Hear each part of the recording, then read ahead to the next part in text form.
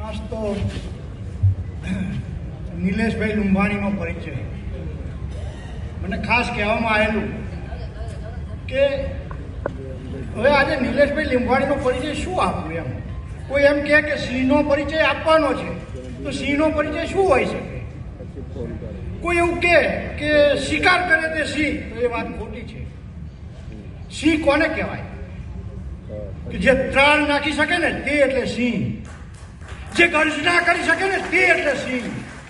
અને નિલેશભાઈ લુંબાણીનો પરિચય હોય ને તો એક ખાલી એમનો એક લોગો કાપી છે. ખાલી આપણા સુરક્ષા સેતુનો લોગો જોઈ લો તમે, અને લોગો એ જ નિલેશભાઈ લુંબાણીનો એ છે એમનો પરિચય છે. અને એ લોગાની અંદર આપ્યું છે, શેર આપ્યો છે. એટલે આપણે એક શેરથી શરૂઆત કરીએ કે જો ચટ્ટાनों से टकराए उसे तूफान कहते हैं, जो चट्टानों से टकराए उसे तूफान कहते हैं, और जो तूफानों से टकराए उसे निलेश लुंबाणी कहते हैं.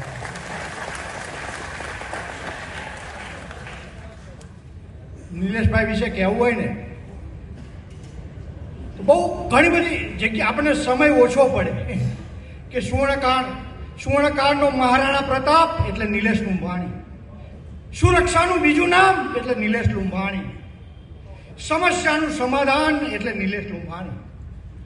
નિલેશભાઈ લુંબાણીએ શું કામ કર્યું મારે ખાસ કહેવું છે એ આપણે જાણવા માટે કે 3 કામો માટે ખાસ એમને એ આવ્યા છે. નિલેશભાઈ લુંબાણીએ કયા 3 કામો? તો પહેલું કામ, એમને મહાજનને જાગૃત કર્યો કે તું કોણ છે, તું સામાન્ય સોની નથી, તું મહાજન છે. મહાજનનો પરિચય આપ્યો કે મહાજન એટલે કોણ. આપણે આપણો ઇતિહાસ ભૂલી ગયા છીએ. મહાજનની આપણને ખબર નથી. કેવળ ઘડવાવાળો સોની એટલે મહાજન નહીં. મહાજનનો એક ઇતિહાસ છે. તો એ ઇતિહાસ, એ મહાજન એને જાગૃત કર્યો. પહેલું કામ એમને એમ કર્યું કે તું મહાજન છું.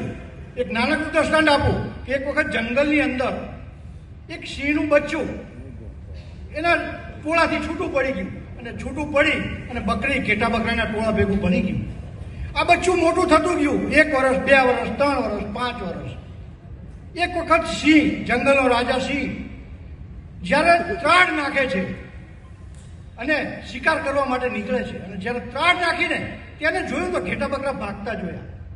તો એને વિચાર કર્યો કે ઘેટા બકરા ભાગે એ બરાબર છે, પણ મારો સંતાન સિંહ એ શા માટે ભાગે, એ મારાથી ભાગે. સિંહે એક કામ કર્યું, ઘેટા બકરાને છોડી દીધા, પેલા સિંહને પકડ્યો, અને સિંહને પકડી અને કીધું, સિંહ મેં કરવા માંડ્યો, મને છોડી દો, મને છોડી દો. અરે કે તું સિંહનો સંતાન છે, ના કે હું બકરી છું.